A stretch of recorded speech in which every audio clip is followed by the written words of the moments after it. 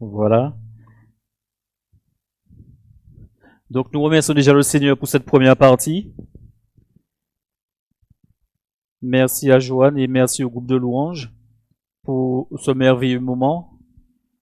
Et c'est tellement important, notre Dieu mérite la gloire. Il mérite la gloire qui lui est due parce qu'il a fait des choses extraordinaires pour nous. Et je crois que nous ne louerons jamais assez ce grand Dieu pour ce qu'il a fait pour nous, à savoir faire de nous ses enfants en Jésus-Christ. Maintenant, nous allons passer à la deuxième partie. Et là encore, nous voulons encore que le Seigneur puisse bénir cette deuxième partie. Je vous invite à lire un psaume avec moi ce matin. Donc c'est le psaume 2. Et c'est ce psaume qui va me servir de base ce matin pour mon intervention. Donc le psaume 2, si vous y êtes, je vais faire la lecture.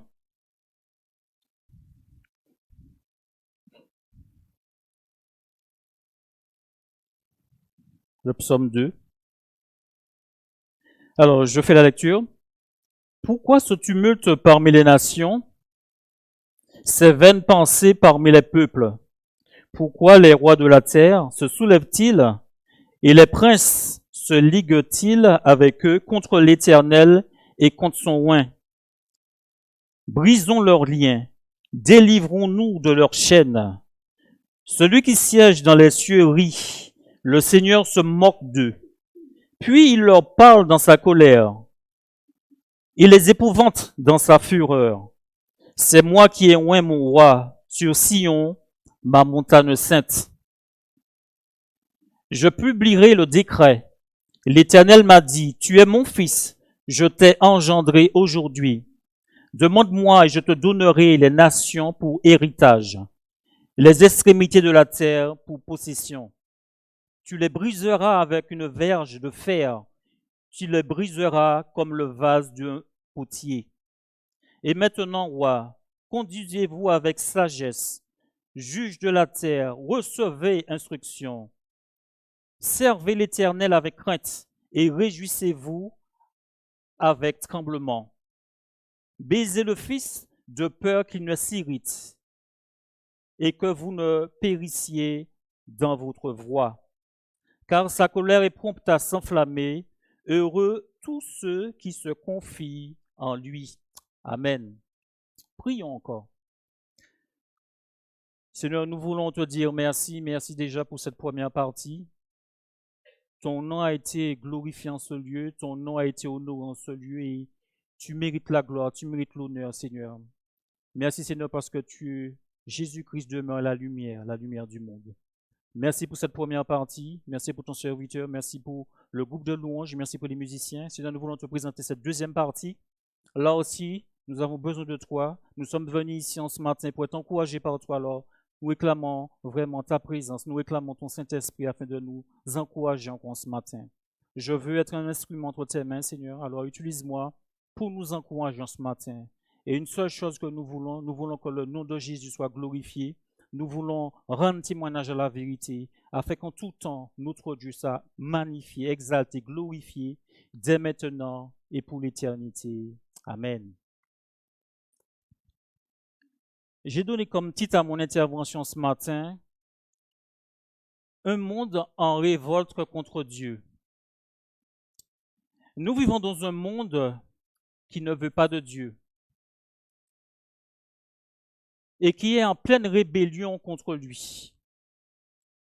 Dans notre psaume de ce matin, nous pouvons, on peut se poser la question, que pouvons-nous apprendre concernant ce thème en ce matin?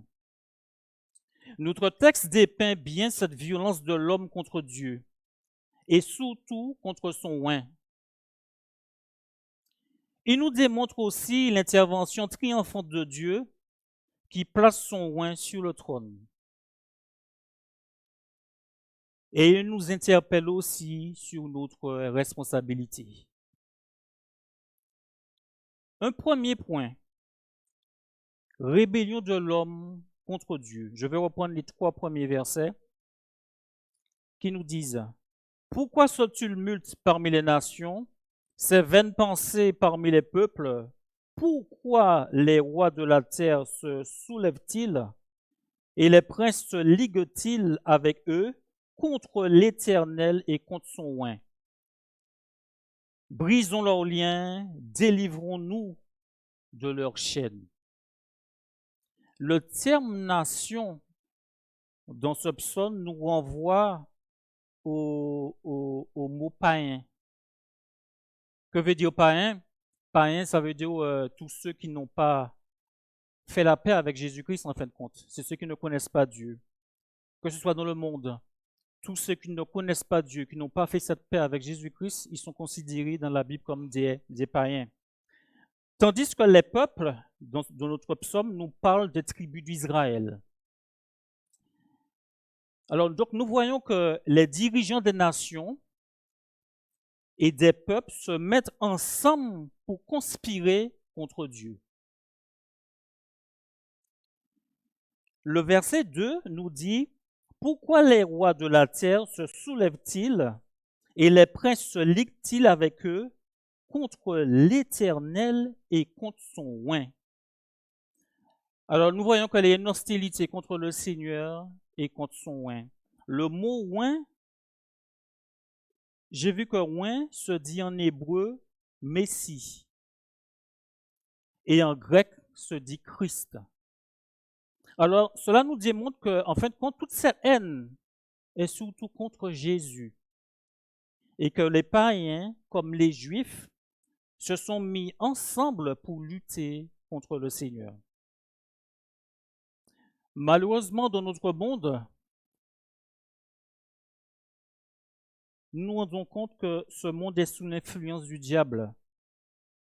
Et son combat est contre Jésus-Christ. Le combat contre Jésus-Christ, nous le voyons très tôt dans la Bible. Lorsque, par exemple, nous prenons la naissance de Jésus, lorsque Jésus est né, des mages sont sortis d'Orient et ils sont venus à Jérusalem. Lorsqu'ils sont arrivés, ils ont dit « Où est le roi des Juifs qui vient de naître? Nous avons vu son étoile et nous sommes venus pour l'adorer. » Lorsque Hérode a appris cela, il a eu peur. Et le texte nous dit que Hérode ne savait pas qu'il y avait un roi qui devait naître. Et Hérode a consulté les sacrificateurs, les scribes, et il leur a demandé, mais quelle histoire de roi, et puis où ce roi devait naître? Lorsqu'ils ont consulté un peu les Écritures, ils ont vu que ce roi devait naître à Bethléem. Et Matthieu, le chapitre 2 qui parle de cela, Hérode va dire, donc, va appeler les mages en secret, et il va leur dire que finalement, ce roi doit naître à Bethléem. Allez, va dire à ces mages, donc vous irez à Bethléem adorer ce roi, et puis vous allez me donner les infos, et puis vous me direz où il est, afin que moi aussi que je puisse aller l'adorer. Mais la Bible nous dit que ces hommes vont être interpellés par songe, par ce grand Dieu, pour leur dire de ne pas aller vers Hérode, mais de retourner par un autre chemin. Le verset 16 de Matthieu 2 nous dit ceci. Alors Hérode, voyant qu'il avait été joué par les mages, se mit dans une grande colère, et il envoya tuer tous les enfants de 2 ans et au-dessous qui étaient à Bethléem et dans tout son territoire, selon la date dont il s'était soigneusement enquis auprès des mages. Nous voyons là l'image de cette rébellion. Depuis la naissance de Jésus, il y avait déjà cette rébellion de l'homme déjà contre Jésus. Il voulait déjà tuer Jésus. Satan s'efforce par tous les moyens pour que les plans de Dieu ne puissent pas s'accomplir. Et Apocalypse, le chapitre 12, le verset 3, va nous montrer quelque chose de très important. Apocalypse 12, le verset 3 nous dit ceci. Un autre signe parut encore dans le ciel. Et voici, c'était un grand dragon rouge, ayant 7 têtes et 10 cornes. Et sur cette tête, 7 diadèmes. Sa queue entraînait le tiers des étoiles du ciel et le jetait sur la terre. Le dragon se tient devant la femme qui allait enfanter afin de dévorer son enfant lorsqu'il aurait enfanté. Elle enfanta un fils qui doit paître toutes les nations avec une verge de fer. Et son enfant fut enlevé vers Dieu et vers son trône. Ce dragon en question, c'est le diable. Il est parlé d'une femme qui va enfanter un fils. Cette femme représente Israël. Et cet enfant qui devait naître représente Jésus. Et ça nous montre la puissance des ténèbres qui a été mise en action lors de la venue de Jésus. Ce dragon s'était tenu là et il attendait la naissance de Jésus pour le dévorer, nous dit le texte.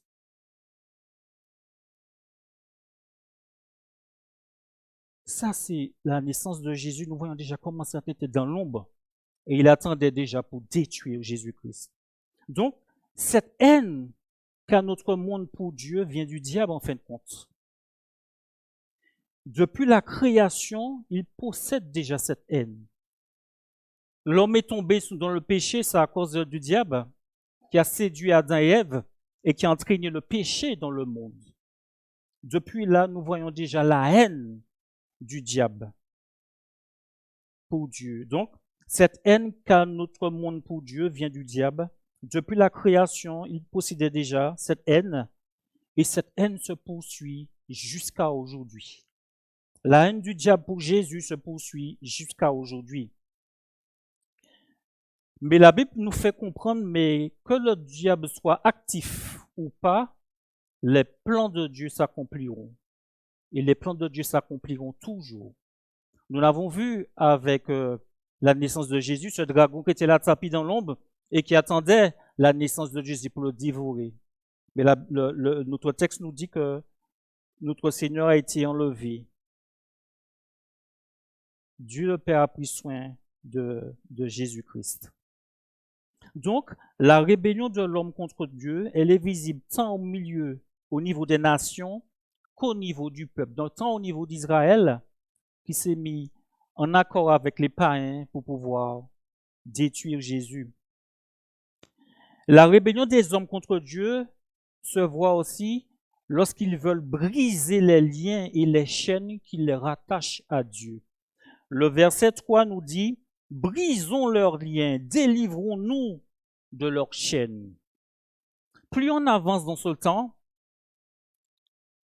plus la fin des temps approche, plus le retour du Seigneur approche à grands pas, et plus on se rend compte que les nations ainsi que les peuples cherchent à s'éloigner de tout ce qui est biblique en fait compte. Ils veulent se déférer de tout ce qui les rattache à Dieu. Tout ce qui se rattache à Dieu aujourd'hui est au fur et à mesure rejeté en fait compte. L'homme d'aujourd'hui veut se débarrasser de Dieu. Il ne veut pas de Dieu. Et dans sa haine, sa révolte contre lui, il veut se libérer de tous les liens d'amour avec son Dieu. Plus on avance dans le temps, plus la fin des temps arrive et plus l'homme veut se soustraire en fait compte à ces liens qu'il a avec son Dieu, avec son Créateur. Matthieu 11, le verset 30 nous dit ceci. « Prenez mon joug sur vous et recevez mes instructions, car je suis doux et humble de cœur, et vous trouverez du repos pour vos âmes. Car mon joug est doux et mon fardeau léger. » Le joug du Seigneur, il est doux et son fardeau est léger. Mais nous voyons que l'homme d'aujourd'hui veut se libérer des fardeaux, les fardeaux légers de Dieu. Il les trouve trop lourds. Il veut se libérer de tout fardeau qui vient de Dieu. Pour lui, ces fardeaux sont trop lourds. Tout ce que Dieu a institué est systématiquement aujourd'hui rejeté. Et je voudrais prendre quelques exemples. Depuis le siècle des Lumières, par exemple, l'homme ne croit plus en Dieu. Ils disent qu'ils sont devenus irrationnels. Auparavant, l'être humain croyait qu'il y avait un être suprême. Il croyait qu'il y avait un Dieu qui dirigeait toutes choses. Mais depuis le siècle des Lumières, l'homme est devenu rationnel. Il ne croit plus en Dieu. Tous les principes bibliques sont enlevés de la Constitution. Ça, on peut le constater aujourd'hui. Plus on avance dans le temps, parce que les lois de même de notre pays ont été régies par la Bible en quelque sorte. Les textes bibliques ont servi pour établir pas mal de lois auparavant. Mais on se rend compte qu'aujourd'hui que tous les principes bibliques sont enlevés de la Constitution. Aujourd'hui, on se moque ouvertement de Dieu. Il n'y a plus de honte. Avant, les gens avaient une certaine honte. On pouvait faire des plaisanteries sur toute autre chose. Mais il y avait un respect quand même pour la Bible. Mais aujourd'hui, on se moque ouvertement de Dieu. Et ça, nous l'avons vu. Les Jeux olympiques de l'année dernière, 2024, nous avons vu des scènes où la Bible a été tournée en dérision en quelque sorte. On se moque ouvertement de Dieu, il n'y a plus de honte. On prône la théologie de l'évolution au lieu de la création. Notre frère Richard a prêché dimanche dernier sur Genèse. Et nous avons pu voir la grandeur de ce Dieu, le Dieu créateur. C'est un Dieu qui parle et les choses existent. Il n'a même pas besoin de former. C'est un Dieu, quand il parle, les choses se créent. Et aujourd'hui, on prône la théorie de l'évolution au lieu du créationnisme. Je me rappelle, j'avais vu une vidéo il y a de cela quelque temps. C'est un homme qui faisait un peu un parallèle concernant la théorie de l'évolution. Et cet homme disait, c'est un scientifique, il disait que quoi que les choses se sont faites toutes seules, ça va être difficile à prouver en fait compte. Parce qu'il disait qu'il avait pris l'exemple d'un avion. Vous avez déjà vu un cockpit d'avion, hein, donc toutes les commandes, les boutons, toutes ces choses qu'il y a là-dedans. Et cet homme disait que quoi que tout s'est formé tout seul, c'est comme si en fait compte l'avion a pu décoller tout seul. À un certain moment, donc les différentes commandes ont pu s'actionner. Et puis cet avion a pris son envol. Et nous voyons bien que c'est complètement impossible. Et quoi ces choses, et cet homme, ce scientifique disait que quoi que tout s'est formé tout seul, en fait compte c'est quoi, comme si cet avion avait décollé tout seul, puisque il y a des moments T où des choses ont dû se faire, mais à aucun moment ces choses ne peuvent se faire tout seul en fait compte. Il a fallu qu'une main actionne les différents boutons pour faire décoller cet avion. Mais à aucun moment, cet avion n'aurait pu décoller tout seul. Donc, la théorie de l'évolution au lieu du créationnisme. Mais c'est Dieu qui a tout créé et Dieu existe bel et bien. On prône haut et fort l'homosexualité. Aujourd'hui, on nous dit que c'est une avancée. Le péché est toléré après tout. On dit que Dieu est amour. Donc on fait tout ce qu'on veut, puis on dit que Dieu est amour. Il pardonnera. Aujourd'hui, même certains disent que Dieu est tellement bon qu'il finira même par pardonner au diable lui-même. J'ai entendu cette théologie, à savoir que Dieu est tellement bon qu'il finira par pardonner même le diable. Mais la Bible nous dit clairement que l'enfer a été préparé pour le diable et ses démons. Dieu n'a pas préparé l'enfer pour l'homme. Donc ceux qui y vont, c'est parce qu'ils ont rejeté le salut que Dieu leur offre. Mais l'enfer a été préparé pour le diable et ses démons. Donc en aucun moment, le Seigneur ne pardonnera le diable. Donc tout cela nous démontre que l'homme veut briser les liens et se libérer des chaînes d'amour de son Dieu. Il veut tout gérer tout seul, mais il n'y arrivera pas. Pourquoi? Parce que la Bible nous dit qu'il n'est pas au pouvoir de l'homme de guider ses pas, lorsqu'il marche. L'homme aura toujours besoin de Dieu. Il croit qu'il n'a pas besoin de lui, mais il aura toujours besoin de ce Dieu-là. Donc, mon premier point, rébellion de l'homme contre Dieu. Cette rébellion est visible tant au niveau des nations que des peuples. Ils veulent briser les liens et les chaînes qui les rattachent à Dieu. Ça, c'est le premier point. Un deuxième point. Quelle est la réaction de Dieu face à cette situation? Le verset 4 et 6, je fais la lecture. Celui qui siège dans les cieux rit. Le Seigneur se moque d'eux. Puis il leur parle dans sa colère. Il les épouvante dans sa fureur. C'est moi qui ai oint mon roi sur Sion, ma montagne sainte.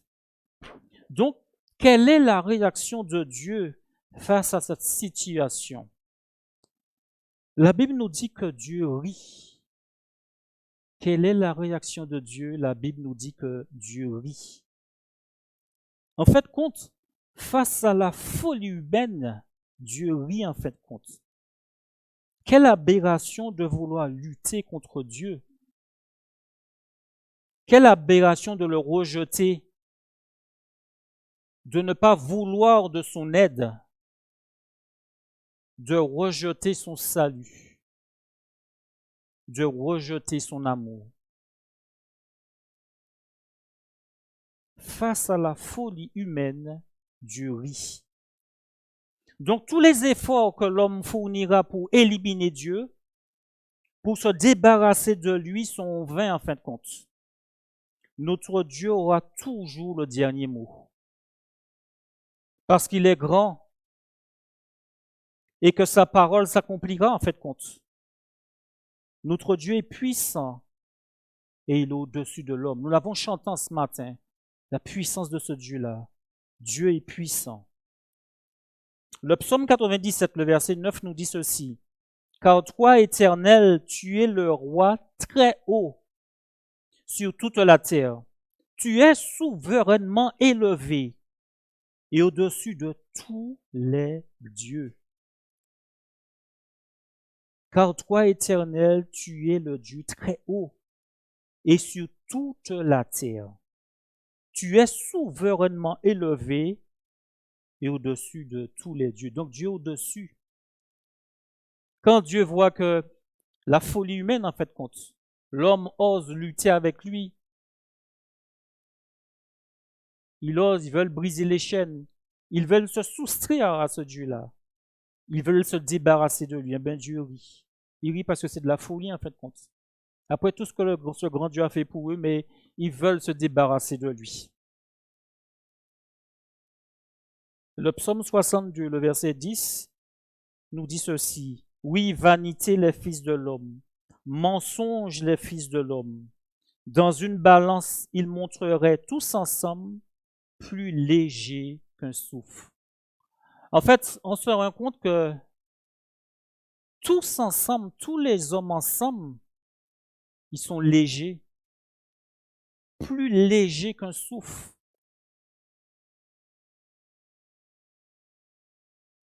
Les fils de l'homme, dans une balance, ils monteraient tous ensemble, mais ils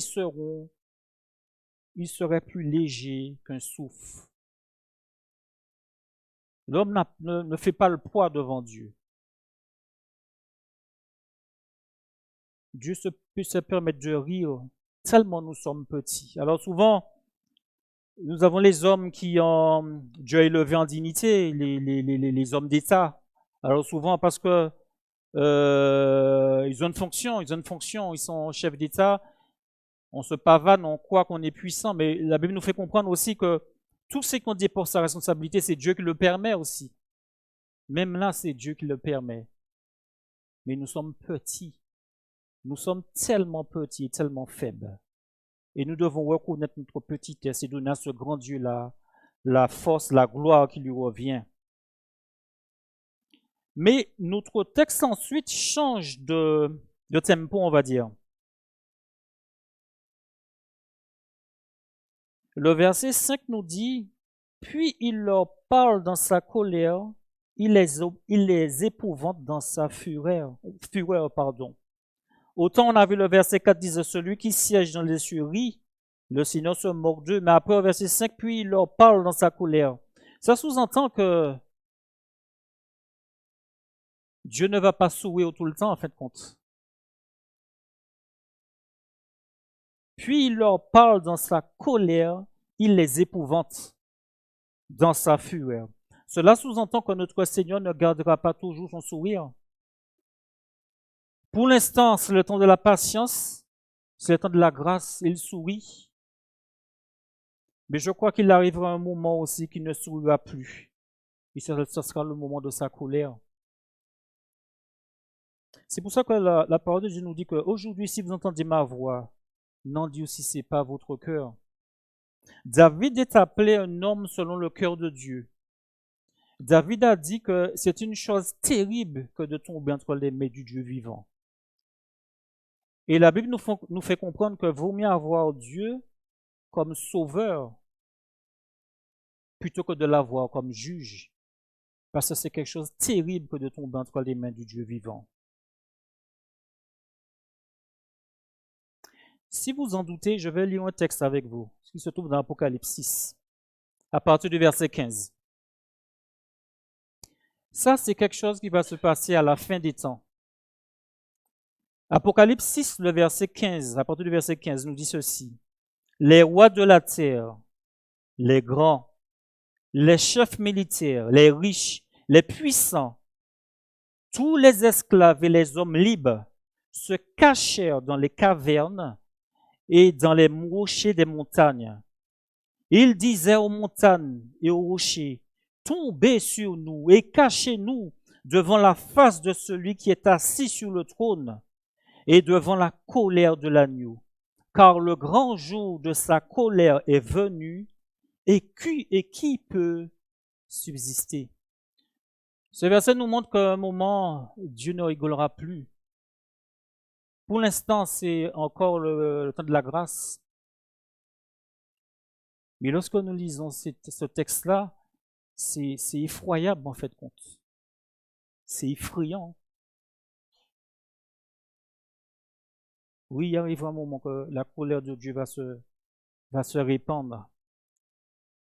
Il disait aux montagnes et aux rochers, tombez sur nous et cachez-nous devant la colère de celui qui est assis sur le trône et devant la colère de l'agneau, car le grand jour de sa colère est venu, et qui peut subsister?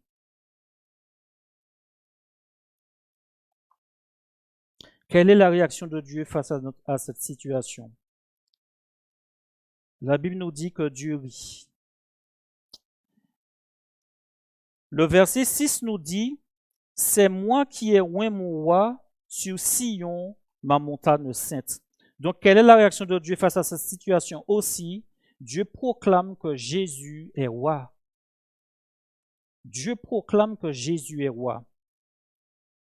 Le grand Dieu dit aux hommes que c'est moi qui ai oint mon roi sur Sion, ma montagne sainte. En fait, quand c'est comme si Dieu relevait les défis de l'homme en quelque sorte. C'est moi qui ai oint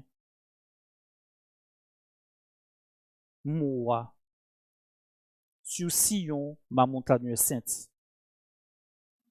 Donc, Dieu relève le défi. Et quand il relève le défi, qui peut s'y opposer? Lorsqu'il décide, il agit et personne ne peut s'opposer parce qu'il est Dieu en fin de compte. En fin de compte, Dieu n'a pas de compte à rendre à l'homme. Dieu n'a pas de compte à rendre à l'homme pécheur. Nous sommes des pécheurs et Dieu n'a pas de compte à nous rendre en fin de compte. Il est Dieu et il fait ce qu'il veut en fin de compte. Jésus-Christ demeure le représentant de Dieu sur cette terre parce qu'il est Dieu lui-même. Jésus a été investi, Jésus a été consacré pour cette mission par Dieu le Père. Et c'est lui qui demeure le seul médiateur. Jésus-Christ demeure le seul médiateur entre Dieu et les hommes. Le Père aime le Fils, nous dit la Bible, et il a remis toutes choses entre ses mains. Celui qui croit au Fils a la vie éternelle. Mais celui qui ne croit pas au Fils ne verra point la vie, mais la colère de Dieu demeure sur lui. Tout ça pour nous montrer que c'est le temps de la patience de Dieu. Dieu appelle encore en ce matin. Venez à moi, vous tous qui êtes fatigués et chargés, et je vous donnerai du repos. Un troisième point. Le verset 7 à 9 nous dit, « Je publierai le décret. L'Éternel m'a dit, tu es mon fils, je t'ai engendré aujourd'hui. Demande-moi et je te donnerai les nations pour héritage, les extrémités de la terre pour possession. Tu les briseras avec une verge de fer, tu les briseras comme le vase d'un potier. » Le troisième point, le règne divin. Jésus est le Fils de Dieu. Je publierai le décret. L'Éternel m'a dit, tu es mon fils, je t'ai engendré aujourd'hui. Ce verset nous permet de voir l'incarnation de Jésus et de sa naissance à Bethléem. Déjà, lors de sa venue, l'ange Gabriel a dit à Marie, à propos de Jésus, ceci. Il sera grand, il sera appelé fils du Dieu très haut. Et le Seigneur Dieu lui donnera le trône de David, son père. Il régnera sur la maison de Jacob éternellement et son règne n'aura point de fin. Donc cela nous montre que la venue de Jésus sur cette terre en tant que sauveur était d'après le conseil de Dieu le Père. Jésus est venu sur cette terre pour apporter l'évangile. Il est venu apporter le salut. Il est venu apporter la rédemption.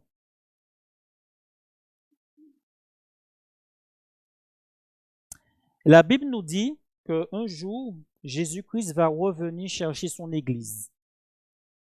C'est-à-dire ceux qui l'attendent et qu'on fait une rencontre personnelle avec lui. En fait, c'est ça qu'attendent les chrétiens aujourd'hui. Ceux qui ont accepté Jésus-Christ aujourd'hui, c'est ce qu'ils attendent. Ils attendent le retour de Jésus-Christ pour venir les chercher. Ensuite, la Bible nous dit que après cela suivra une époque, une période terrible que la Bible appelle la Grande Tribulation. Et la Grande Tribulation, ce sera le temps de la colère de Dieu. Donc, ceci nous montre que, en fait, de quel temps on est, en fait, on est dans un temps de la patience de Dieu. Nous attendons l'enlèvement, nous attendons le retour du Seigneur. Après cette terrible, l'enlèvement, il y aura cette terrible période qu'on appelle la Grande Tribulation. Et ensuite, la Bible nous dit qu'un jour, le futur règne universel de Jésus sera, je reprends ma phrase, un jour, le futur règne universel sera confié à notre Seigneur Jésus. Un jour, ce règne universel deviendra une réalité en fin de compte. Jésus aura le plein pouvoir et il y aura son règne, ce règne-là universel. Et personne ne pourra empêcher son accomplissement parce que c'est Dieu le Père qui l'a décidé. Donc ce troisième point, c'était le règne divin, Jésus est le Fils de Dieu. Et maintenant, je vais passer au dernier point. Quelle est notre responsabilité? Quelle est la responsabilité de l'homme par rapport à tout ce que Dieu a fait? Je vais lire les derniers versets, donc à partir du verset 10 et jusqu'au verset 12, la fin. Et maintenant, roi, conduisez-vous avec sagesse, juge de la terre, recevez instruction, servez l'Éternel avec crainte et réjouissez-vous avec tremblement. Baisez le Fils de peur qu'il ne s'irrite et que vous périssiez dans votre voie, car sa colère est prompte à s'enflammer. Heureux tous ceux qui se confient en lui. Donc, quelle est la responsabilité de l'homme? La Bible nous fait comprendre que vaut mieux capituler devant Dieu. Dieu donne un conseil à l'homme. Il vaut mieux s'incliner en quelque sorte devant lui. Au lieu de lutter avec lui, au lieu de lutter contre lui, l'homme doit se mettre en sécurité auprès de Jésus. Plutôt que de s'entêter dans cette rébellion contre Jésus, venez à lui, acceptez son salut, qui est gratuit et qui s'obtient par la foi. La Bible dit que, sans tenir compte des temps d'ignorance, elle annonce maintenant à tous les hommes, en tout lieu, qu'ils aient à se repentir. Ça, c'est dans Acte 17, le verset 30. Dieu, sans tenir compte des temps d'ignorance, annonce maintenant à tous les hommes, en tout lieu, qu'ils ont à se repentir, parce qu'il a fixé un jour où il jugera le monde, selon la justice, par l'homme qu'il a désigné, ce dont il a donné à tous une preuve certaine en le ressuscitant des morts. Dieu appelle l'homme à se repentir, parce que bientôt, il devra rendre des comptes. Ce qui est intéressant, c'est que Dieu dit à l'homme ce qui va se passer demain. Il lui donne aussi la marche à suivre pour se mettre en sécurité. De la même manière que lors du déluge, la sécurité était uniquement dans l'arche, aujourd'hui, contre tout ce qui doit arriver, la sécurité se trouve uniquement en Jésus-Christ.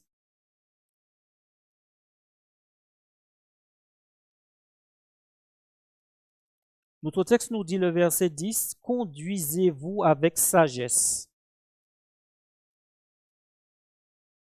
La Bible dit que, le verset 10 nous dit, « Et maintenant, roi, conduisez-vous avec sagesse ».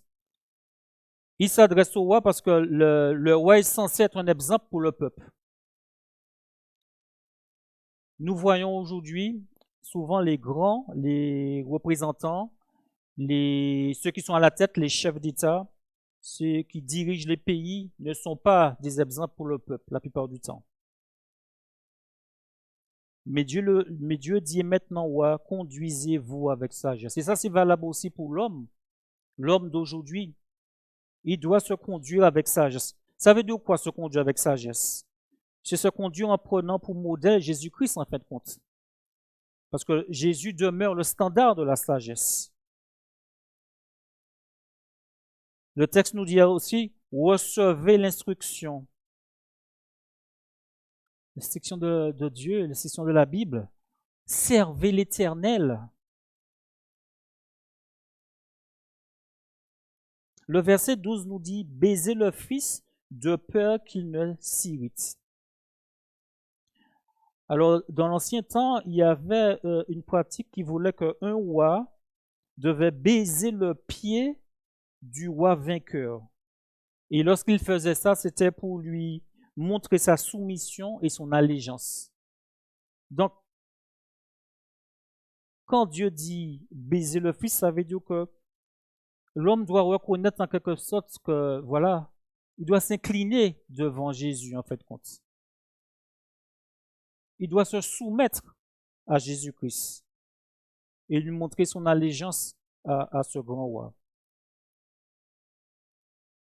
Donc Dieu le Père invite l'homme d'aujourd'hui à regarder à son Fils Jésus-Christ et à considérer ce qu'il a fait sur la croix.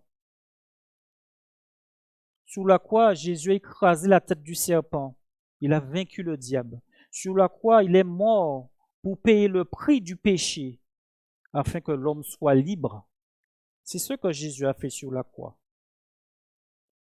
Et c'est ce que nous voulons encore proclamer, que Jésus-Christ est le grand libérateur. Maintenant, pour conclure, je voudrais dire ceci.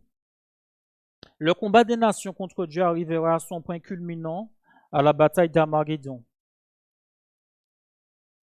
L'Armageddon, c'est le lieu où toutes les nations vont s'assembler pour lutter contre Israël.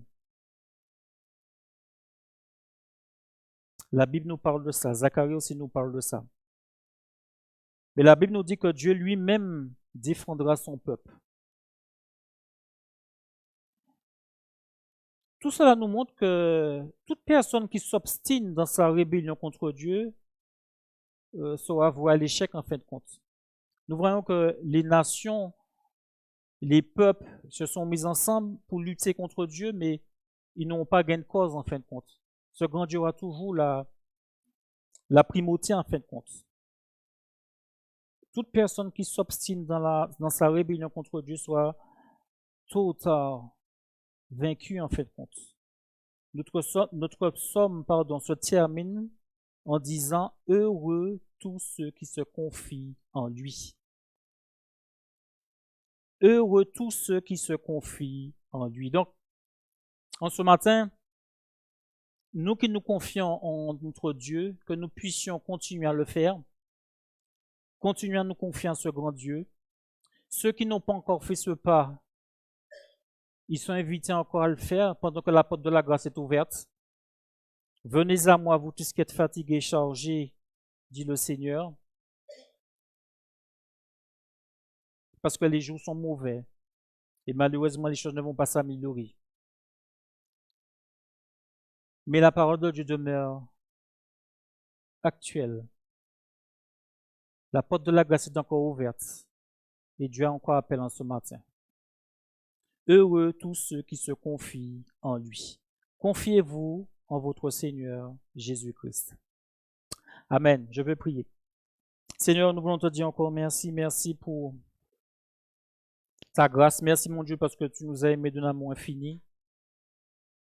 Merci, Seigneur, parce que dans ce monde en révolte contre toi, mais nous savons, Seigneur, que toute cette révolte sera vouée à l'échec. Et nous savons que de plus en plus l'homme veut se libérer des liens qui lui unissent à toi. Mais tu as fait de grandes choses pour nous. Et nous qui te connaissons, nous voulons rester attachés à toi, demeurer avec toi, Seigneur Jésus. Et vraiment, Seigneur, nous, en ces temps mauvais, donne à ceux qui n'ont pas encore fait la paix avec toi de venir avant qu'il ne soit trop tard. Que tu leur montres que les temps sont mauvais et que bientôt tu reviendras. C'est encore ce temps de salut, ce temps où la porte de la grâce est ouverte. Donne-nous à profiter. Et nous qui persévérons avec toi, donne-nous toujours à nous confier en toi, nous attendre à toi. Et que chaque jour nous puissions nous appuyer que ce toi seul, Seigneur. Merci encore, bénis mes frères et sœurs. Donne-nous toujours à rester les yeux fixés sur toi, cherche le secours en toi, et qu'en tout temps le grand nom de Jésus soit glorifié, magnifié, exalté, dès maintenant et à jamais. Amen. Que le Seigneur vous bénisse. Amen.